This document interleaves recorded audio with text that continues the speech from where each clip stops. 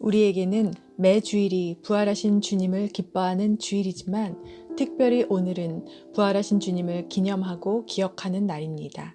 우리 가정 가운데, 교회와 나라 가운데 부활의 생명과 큰 소망이 넘치기를 축복합니다. 3년 전에 우리는 요한계시록의 7교회를 나누었고 7교회를 통하여 모든 교회 전체를 대상으로 하는 편지 형식으로 삼위일체 하나님께서 세상이 아닌 교회들을 향한 계시와 책망과 권면과 이기는 자에게 주시는 상에 대하여 말씀하십니다. 이는 큰 소망이 됩니다. 우리가 종말하면 심판의 날, 진노의 날을 떠올리는데 요한계시록은 소망의 책입니다. 왜냐하면 종말은 하나님 나라의 완성을 의미하기 때문입니다. 하나님의 백성인 우리에게 여호와의 날이 절망이 아니라 두려움이 아니라 큰 소망의 날이 됩니다. 하나님의 나라가 점점 더 가까이 도래하고 있습니다. 그래서 하나님의 백성인 우리에게는 요한계시록이 소망의 책입니다.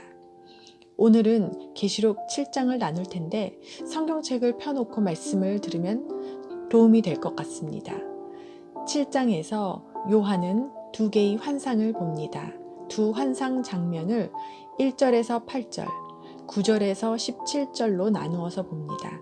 이 두 환상은 이 일 후에로 모두 시작을 하는데 그럼 1절과 9절에서 말씀하는 이 일 후에는 동일한 사건을 말하는 것일까요?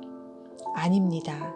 1절에서 8절은 6장의 앞장에 다섯째인 다음에 들어가고 9절에서 17절은 6장에 있는 여섯째인 다음에 들어가는 것입니다. 6장이 본경이라면 7장은 속경입니다.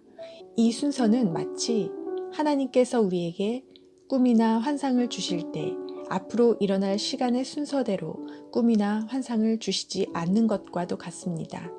예를 들어 우리가 지난달에 본 환상이 이번 달에 본 환상보다 먼저 이루어지거나 본 순서대로 이루어지지 않는 것처럼 시간의 순서와 계시록에서 요한이 본 환상의 순서는 정배열되어 있지 않다는 것입니다.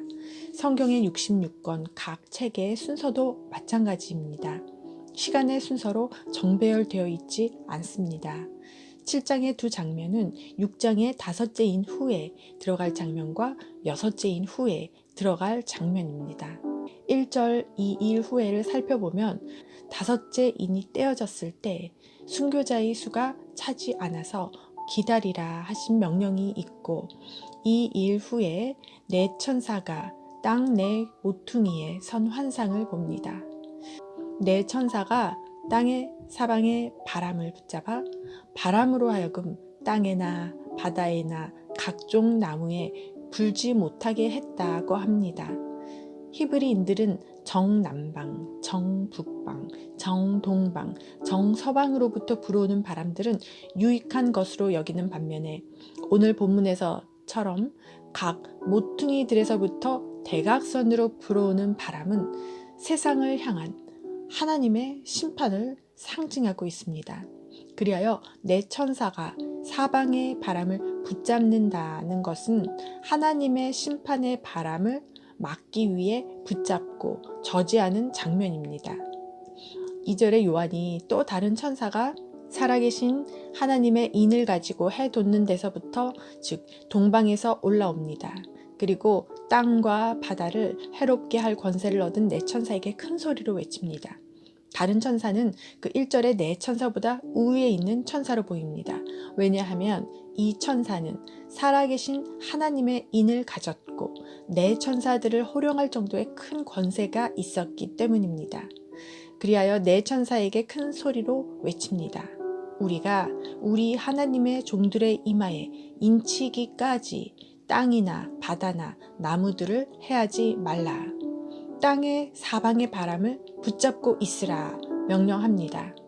여섯 번째 인을 떼기 전의 장면입니다.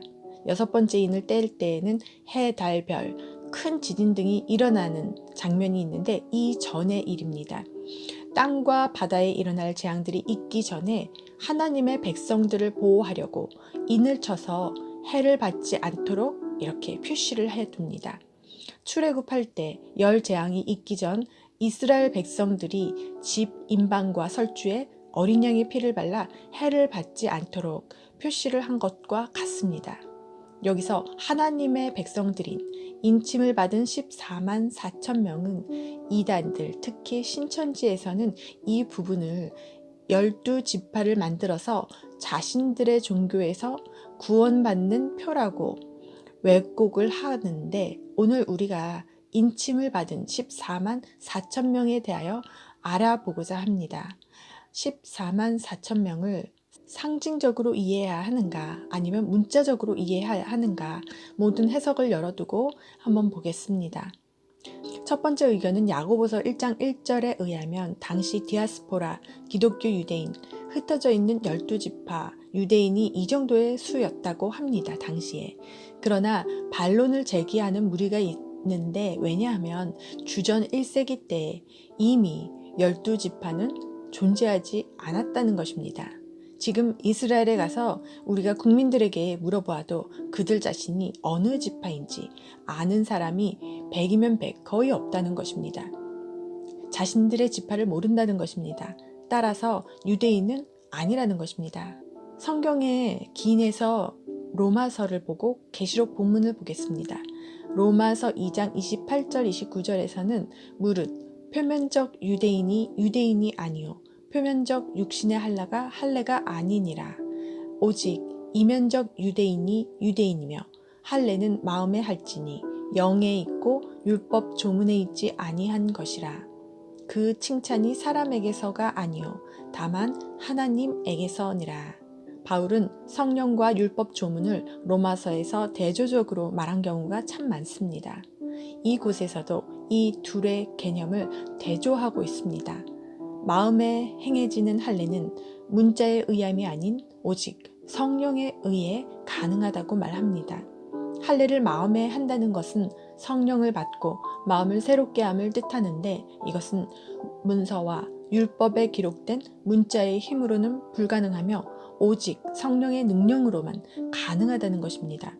그래서 이스라엘 자손의 각 지파 14만 4천은 혈통적 이스라엘의 12지파를 의미하는 것이 아니라고 봅니다.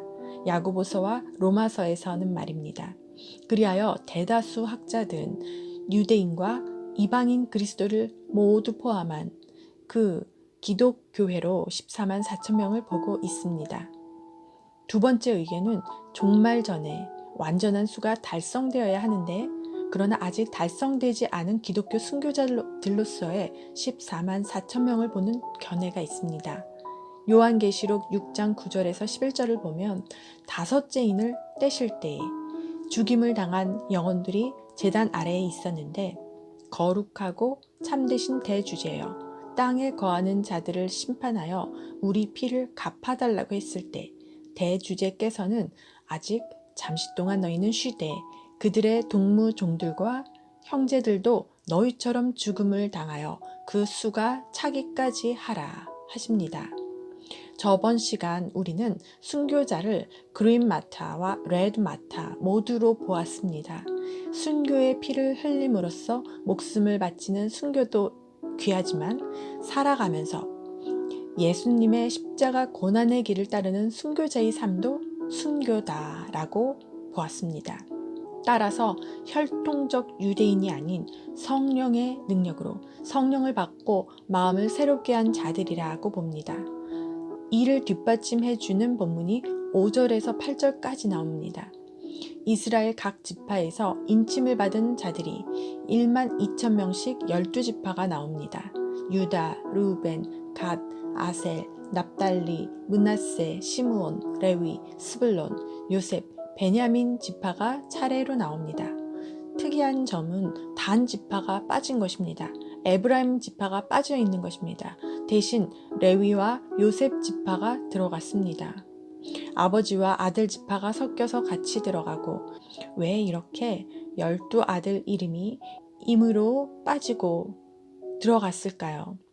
형제의 순서대로, 태어난 순서대로 된 것도 아니고, 이 점이 궁금하지 않습니까? 이는 불규칙한 나열을 통해서 민족, 혈통적 이스라엘인이 아닌 영적 이스라엘임을 알 수 있습니다. 12지파를 등장시켜서 하나님께서 또한 아브라함과의 언약을 성취시키셨음을 보여줍니다.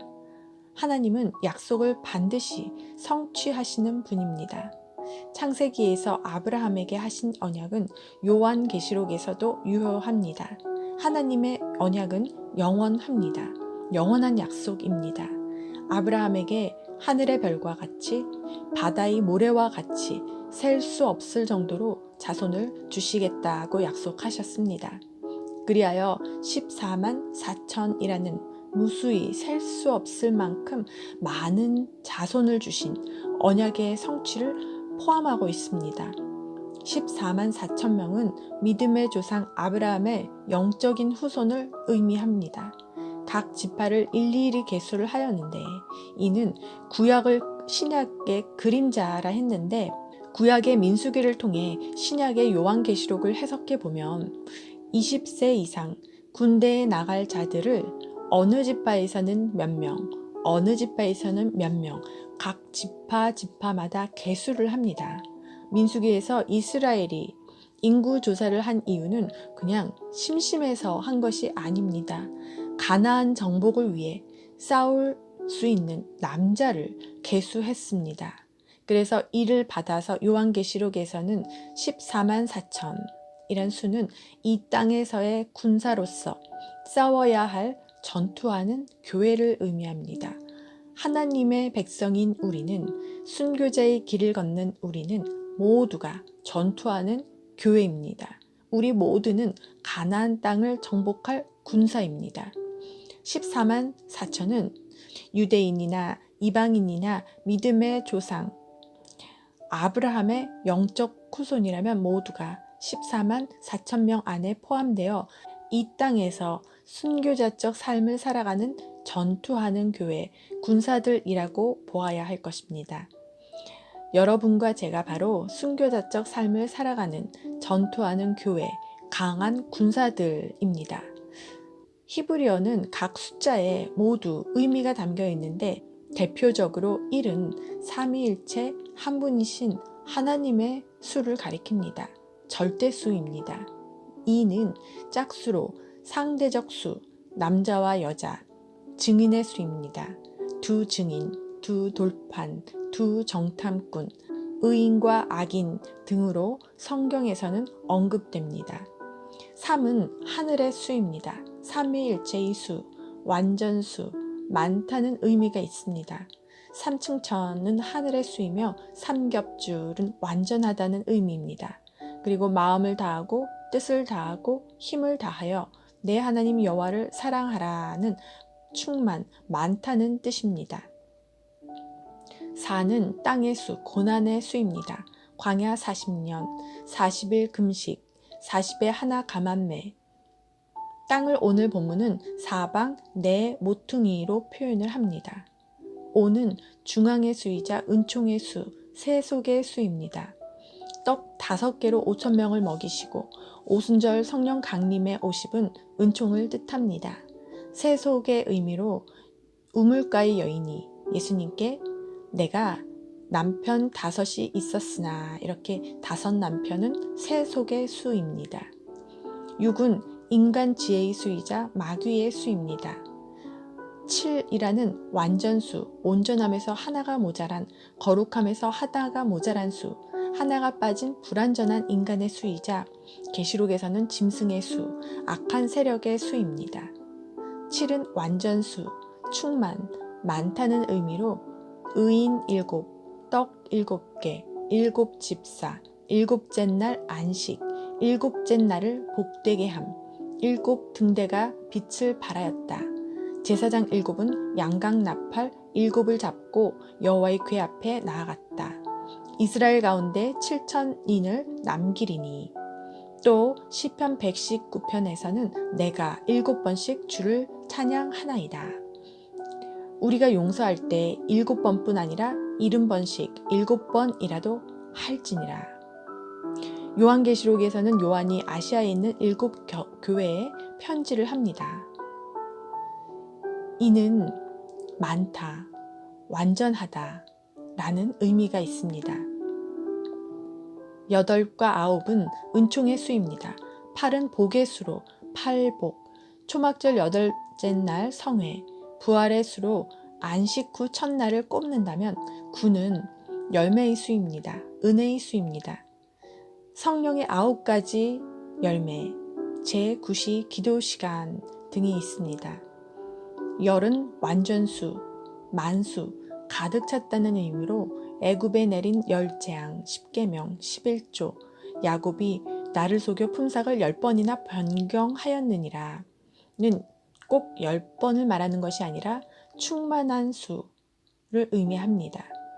12은 선택의 수, 기쁨의 수입니다. 12지파, 12제자, 계시록에서는 14만 4천 명, 이 12의 제곱, 또 12가지 실과, 아가서에서는 신부에 대한 신랑의 12번째 사랑 등에서 볼 수가 있습니다. 이런 숫자를 조합해보면 14만 4천은 몇 가지로 해석을 해볼 수 있겠습니다.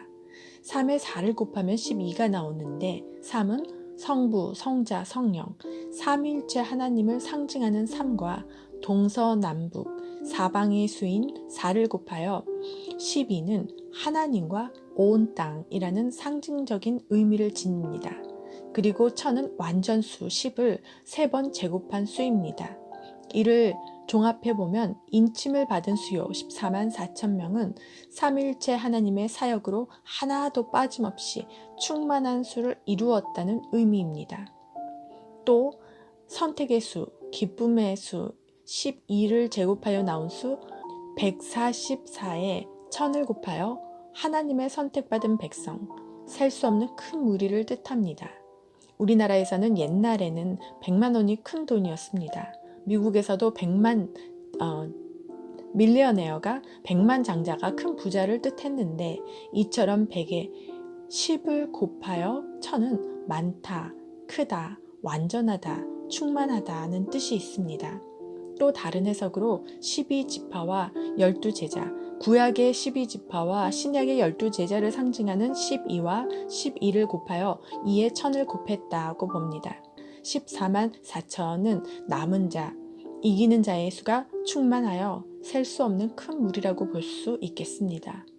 이 14만 4천 명의 하나님의 백성이 인침을 받기까지 네 천사들이 사방에서 바람을 붙잡고 있다가 인침을 받은 후에 바람을 놓아버릴 것입니다. 그러나 하나님의 인을 맞은 백성들은 하나님의 보호를 받습니다. 물론 바람은 불겠지만요. 이 장면 이후 6째 인의 재앙이 나타납니다. 큰 지진이 일어나고 해, 달, 별이 격변합니다. 큰 진노의 날이 이르렀다고 합니다. 9절의 이 일 후에는 이 6번째 인이 떼어져 우주의 격동, 하늘과 땅의 요동이 있은 후를 의미합니다. 이 일 후에 각 나라와 족속, 백성, 방언에서 흰 옷을 입은 큰 무리가 나와서 보좌 앞과 어린 양 앞에 섭니다. 아무도 능히 셀 수 없는 큰 무리는 하나님의 택하심을 입은 백성 전체를 뜻합니다. 이들은 큰 소리로 하늘 보좌 앞에서 구원 찬양을 합니다. 큰 소리로 외쳐 이르되 구원하심이 보좌에 앉으신 우리 하나님과 어린 양에게 있도다. 이 찬양을 합니다. 우주의 격동과 대지진이라는 재앙이 왔는데 무엇을 합니까? 이 능히 셀 수 없는 큰 무리가 흰 옷을 입고 보좌 앞에서 찬양을 합니다. 구원 찬양을 합니다. 이때 천상에 있는 장로 중 하나가 요한에게 이릅니다. 이 흰옷을 입은 자들이 누구이며 어디서 왔느냐? 그래서 요한이 주님께 이들에 대하여 물어봅니다. 14절에 큰 환란에서 나오는 자들이다. 어린 양의 피에 그 옷을 씻어 희게 하였다 합니다. 이것은 교회를 뜻합니다. 전투적인 교회로 싸워서 이긴 교회를 뜻합니다. 그렇게 흰옷 입은 자들이 하나님의 보좌 앞에 있고 그의 성전에서 밤낮 하나님을 섬기게 될 것과 보좌에 앉으신 이가 그들 위에 장막을 치심으로 그들이 다시는 주리지도 목마르지도 아니하며 해가 뜨거운 기운에 상하지도 않을 것이다 말씀을 하십니다. 이는 보좌 가운데 계신 어린 양이 그들의 목자가 되셔서 생명수 샘으로 인도하시고 그들의 눈에서 모든 눈물을 씻어주실 것임이라. 이 환상은 하늘에서 본 환상입니다. 그런데 새하늘과 새 땅, 새 예루살렘에는 밤이 없고 밝고 환한데 왜 주의 성전에서 밤낮으로 하나님을 섬기게 될 것이라고 했을까요? 여기서 이 밤낮은 시간의 영속성, 영원성을 뜻합니다. 영원히 주님을 섬긴다는 뜻입니다. 그럼 하나님께서는 큰 환란이 올 때, 마지막 때에 성도들을 어디까지 보호하시는가? 하늘에서는 다시는 목마름, 주림, 해함도 상함도 없을 것이고 마지막 절에서는 모든 눈물을 씻어주실 것이라 말씀하셨는데, 하나님께서는 택하신 자들은 끝까지 보호하여 주시지만 눈물을 흘리지 않을 것이다가 아니라 모든 눈물을 마지막에는 씻어주실 것이라 말씀하셨습니다. 그래서 우리가 때론 눈물이 날 수도 있고 때론 목마르며 주릴 수도 있고 때론 해함이 있을지라도 전투에서 승리해라, 승리한 자가 되어야 한다는 뜻입니다. 바로 그들이 천상에서는 주리지 않고 목마르지 않으며 해함도 상함도 없고 주님께서 눈물을 씻어주실 것이라는 의미로 보아야 합니다. 사도 요한 당시 로마의 핍박에 대항하여서 하나님의 말씀과 그리스도의 증거를 붙잡고 살아갔던 그 당시 그리스도인들의 모습을 대변해 줍니다. 14만 4천 명의 하나님의 백성들도, 인침받은 백성들도 이 땅에서의 환난과 영적 전쟁은 피할 수가 없습니다. 재앙은 피할 수가 없습니다. 그러나 오늘 말씀은 이겨내라는 것입니다. 이 땅에서 이겨내고 천상에서 만나자는 것입니다. 그러나 인침을 받았기에 이 땅에서 환난 핍박을 받더라도 베드로처럼 그리스도를 부인하지 않고 담대하게 싸우길 원합니다. 의를 위하여 핍박을 받은 자는 복이 있나니 천국이 그들의 것임이라. 저희 것임이라. 사람이 감당할 시험 밖에는 너희가 당한 것이 없나니 오직 하나님은 미쁘사 너희가 감당하지 못할 시험 당함을 허락하지 아니하시고 시험 당할 즈음에 또한 피할 길을 내사 너희로 능히 감당하게 하시느니라. 선한 목자 되신 그리스도께서 우리를 생명수 샘으로 인도하실 것입니다. 여호와는 나의 목자시니 내게 부족함이 없으리로다. 그가 나를 푸른 초장으로 인도하시고 쉴만한 물가로 인도하시는도다. 하나님의 인도하심, 그리스도의 인도하심, 성령님의 인도하심은 우리를 과거에도 현재에도 미래에도 인도하실 것입니다. 오늘 본문은 어린 양 그리스도의 인도하심을 표현하고 있습니다. 그분이 우리를 인도하여 주실 최종 목적지는 생명수 샘입니다. 이 표현은 구약에서는 생명의 근원 되신 하나님 자신을 가리킵니다. 하나님 한 분만이 우리의 목마름과 주림을 해결해 주실 수 있는 분입니다. 우리의 인생에 있어서 중요한 날들이 있습니다. 여러분은 어떤 날이 인생에서 가장 중요한 날입니까? 우리에게 무엇보다도 중요한 날은 여호와의 날일 것입니다. 그 날에 우리는 보좌 앞에서 구원 찬양을 하기를 원합니다. 또한 현재의 삶 속에서도 구원 찬양을 하기를 원합니다. 이 땅에서 하나님을 찬양하는 자는 이미 천국의 삶을 사는 자입니다. 기독교와 타 종교와의 차이점은 죄에 대한 해결과 부활 영생의 기쁨입니다. 타 종교는 죄를 해결 못했습니다. 앞으로도 못할 것입니다. 우리가 구원 찬양을 할 수 있는 것은 죄의 문제를 해결받았기 때문에 참된 구원의 길이 열린 것입니다. 예수 그리스도께서 십자가에서 우리 죄값을 완전히 치러주셨기에 우리의 구원의 길이 열린 것입니다. 우리는 어린 양의 피로 우리 옛 자아를 더러운 옷을 깨끗이 씻어 주어서 희게 되었습니다. 우리의 죄가 사해진 것입니다. 오늘 부활절을 맞이하여 다시금 우리에게 부활의 능력, 부활 영생의 기쁨이 나타나기를 예수 그리스도의 이름으로 축원합니다.